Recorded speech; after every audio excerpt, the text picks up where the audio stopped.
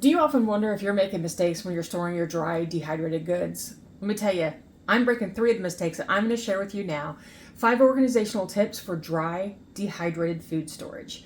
Recently, I had to pack up everything that I have here for my dehydrated goods, my machines and everything. Went away and did a big project. And when I came home, the last thing I wanted to do was organize and put everything back pretty, so I just shoved it all back up here. But today, I need to reorganize and I need to double check dates and I need to double check what we're actually using and what we need to do with it. And I want to share some of those things that I'm working on to help you with your dehydrated food storage.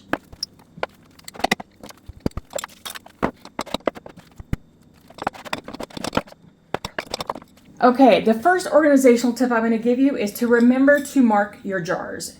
Now, I know exactly what are in these 2 jars. This is carrots and this is peppers. These are easy for me to remember, but I have this jar of a dried powder substance that I cannot tell what this is. I've tasted it.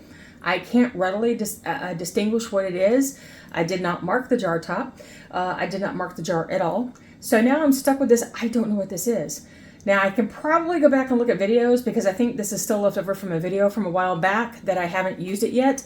And I'll go back and figure that out, but I don't know what this is because I did not mark the jar. So it's really important. Mark what it is, and if you need to, mark the date.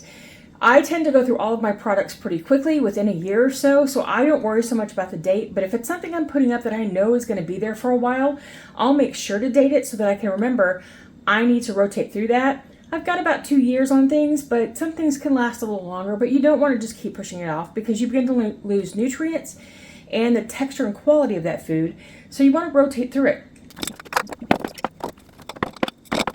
And also, if you're going to store dehydrated foods vacuum sealed, like I've done here, put the rings on. I didn't put the ring on this one. You need to have rings on your jars if you're going to vacuum seal. You can easily lose the seal on this, and then you just got this lid sitting on top, which is going to let all the air and moisture in. So while canning food, you should take the ring off.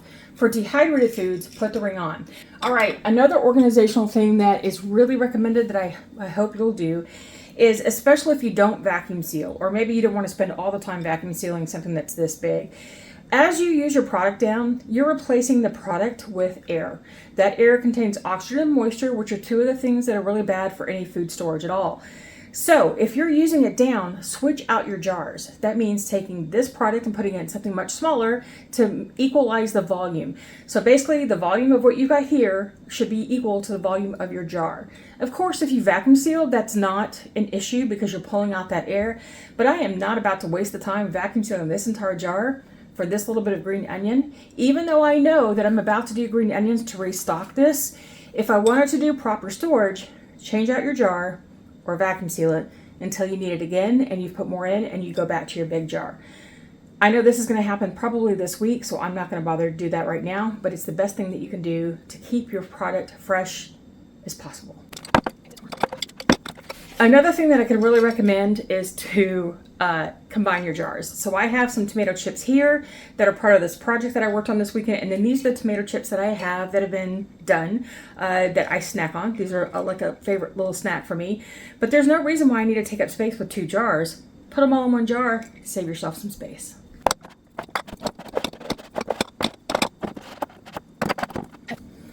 Now, another mistake that you might make with your dehydrated foods, especially in the beginning when you're so excited about being able to dehydrate everything, you lose track of what you've been working on. So for me, I had 2 things of cucumber powder or dried cucumbers. A couple of these things that when I did come home, I combined a few things because I wasn't keeping track of what jars I had where because they were in the back. I didn't notice.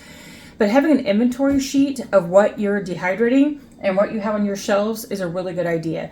And while I'm not going to make an inventory sheet of what I have here because this is what we eat out of all the time, I already know that I need to go ahead and refill my green onions, but pretty much everything else is fully stocked from the year. I'm going to leave an inventory sheet for you down below that you might be able to use to help you track your dehydrated goods better. But keeping track might also mean how you organize what your shelves look like. So for me, right down here down this side are all of my meals in a jar. I have been using them, refilling them, using them, refilling them because it's pretty much only me that likes them for the most part. So I just keep this little section over here right for me. And then I know what's here. So if I get down, then I know what I need to refill. But But this is why I'm trying to reorganize some, that I don't have a mixture of the types of food that I'm using. So my big jars are here. Then this is mostly veg. This is mostly fruit. I have some stuff in all of my herbs and stuff are in my regular pantry, but I keep most of my dry goods here. So another organizational tip that I have for you, it's a storage thing, it's organization, is to understand a plan for why you're drying what you're drying, because you don't want to store so much that you don't know what to do with. So I know what I will be doing with everything that's on this shelf. I don't ever dry anything unless it's a tutorial for you guys that I don't use at home and already have a plan for. So I keep things here that are handy right out front that we're going to use all the time. Sometimes it takes us a little longer to work through some products. Sometimes I have to go through it so fast. Like green onions right here, I go through these things like crazy. So you need to have a plan for why you dry what you dry. Don't dry stuff in the beginning. This is one more of those things that in the beginning you may love everything and try everything, but if you don't really have a plan on what you're going to do with it, you might be wasting your time and your money and your food. So when you dry something, think about how you're going to use it. Go look up some things to see the ways that you can use it, and never store anything that you're not going to use. Now, the last storage tip I have for you, I'm breaking big time. Dry foods, no matter what you're doing, canning, your dry goods, your dehydrated foods, freeze-dried foods, whatever you're using, should all be kept in a cool, dark, dry place. Well, obviously, this is not dark. It can be hot in the summer because our house is hot. It is dry, so at least I've got that part. But the cool, dark, dry place is where you're going to have the optimal storage of all of your food so that it lasts as long as it can. Now, is this dark? No, not at all. I have no more space in my house to put anything dark. I do not want to put something over this so that I can't see what's there. I'm in and out of it too much. I don't want to mess with trying to move some cloth to get in there and then put it back down. I'm okay with this. I rotate through my foods fast enough that this is not an issue for me. This is one of those times when practicality is going to win out over what is recommended, because sometimes you just have to be practical with your storage. Now, I've gone through here and I found a couple of things that I'm probably not going to use. All right, as you're going through all this and you find that you've got things in there that you haven't used for a while, that you haven't really worked through, that you find, I don't want to eat that, I don't like how it turned out, you can do something like this. Now, I have a jar full of broccoli and cauliflower that was frozen and dehydrated. I've used about half the jar down. I just don't use this. I keep thinking that I'm going to use it, but I don't find myself going to it first, which it should be easy. I should move it to the front of my shelves and start making myself remember to go and use it. But I don't. And I have a feeling I'm not going to. So what am I going to do with this? I have some choices. I can keep it like this and just hope that I'll use it. It's already starting to turn dark because it's been here for a little while. And it's just one of those things that can turn dark pretty quickly. It's just the way they work. But what I could do is I could throw it away. But that would be a big waste. You don't want to do that, because throwing it away just means it's going into the landfill. It's creating more noxious chemicals that go in the air when food waste gets trapped like that. And it's a waste of my time and effort and what's left of the nutrients here. And there are still plenty of nutrients here. There's fiber and all the nutrients that stay. But I don't want to just throw it away. So 2, what I could do is put it in the compost pile. But right now we don't have a working compost pile, so that's not an option for me. 3, I could sprinkle this in the yard. This is not wet waste. I don't have a problem doing that. We don't have an issue with rats and mice and anything like that. And they're probably not going to eat this anyway. This will just work back into the ground just like grass does. So it's not something I have a problem doing in our house, but you may not want to do it at yours. But the last thing that I could do is probably the most useful, is to go ahead and powder this and make a vegetable powder, just like this. So basically what I do is I take vegetables that either we're not eating or things that we don't typically like to eat, but we know we need the nutrients, and I will grind those down after drying them and add a tablespoon or 2 of this to anything that I'm cooking. So it will go into a casserole, it will go into a soup, it will go into pancakes, it will go into, I'll sprinkle on eggs sometimes. I can add this to just about anything. And what I make it from is ground down vegetables that I either I'm not eating, or that I choose to go ahead and make just to make powder. So sometimes I'll take the vegetable mix like you see right here, and I'll use it because I may have too much of it and I know I'm not going to go through it quickly enough, so I'll grind it down for powder and I'll use this more because this is right by my stovetop every day. It's one of the first things that I do when I'm putting together a dish is I add some to it, just like I do with my green powder. So that's what I'm going to make here. So basically what you do is you take your vegetables that you're going to use and you put them into a coffee grinder, to a bullet blender, or to your regular blender, whatever you want to use, and you grind it down into a powder.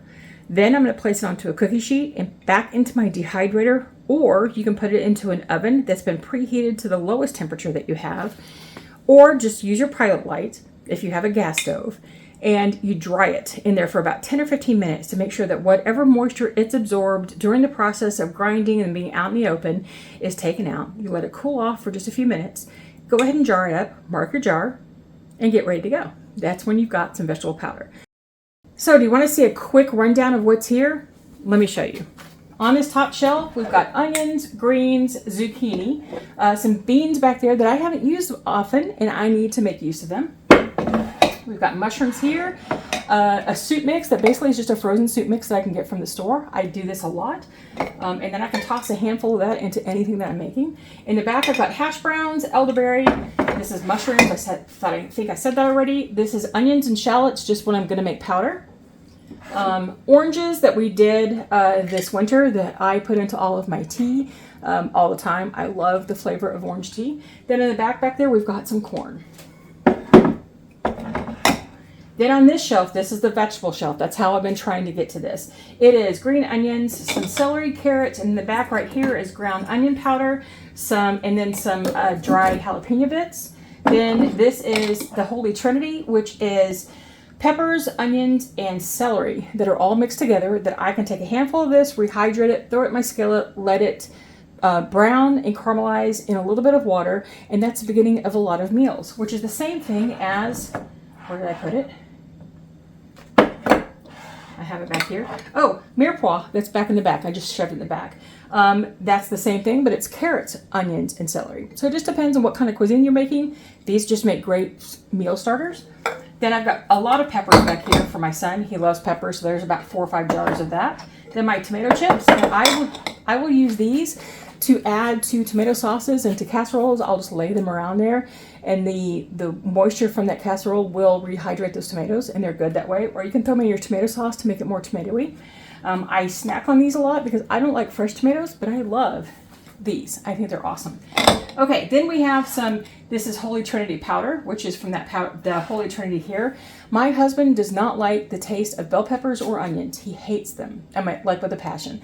So what I do instead is I powder them into a format like this, and I can add this to a meal starter, and I get the flavor of those things without having to have that texture, which is something he hates. Then back here, I've got the cucumber mix that I made, and then this is all meals in a jar. And then this is the last of my dehydrated ground beef. So I'm going to bring you right down here. This is mostly fruits. We've got apple slices. We've got apple bits. We've got, this is freeze-dried cranberry. Then we've got some strawberries and raspberries in the back. Then some fruit leather, some beet powder. This is candied oranges that we made for gifts this Christmas, and I still use that for tea. This is pumpkin powder. This is something that I used to use so much of, but this past year I haven't used any, and so it's going to go up to the front to start making pumpkin powder, to make pumpkin muffins, to start making more. I haven't done much baking this year, and so it's kind of sat for the year, and I need to use this up. Then we have the last of our dehydrated cranberry bits. We found that we just prefer the freeze-dried, especially if we're doing chicken salad for my dad. It's just a little easier for him. So I'm going to use the rest of these up. And then I have a little bit of raspberry powder back here, which would go right here with this is a whole row of fruit powders. And then put that right here. And then this is another row of meals in a jar. Because I'm the only one in the family who really likes these, I've gotten to where I'm doing smaller quantities of meals in a jar that are just for me. Then let's see if we can get you down this last little row right here. These are peppermint marshmallows that we've had for a couple years. They're fine.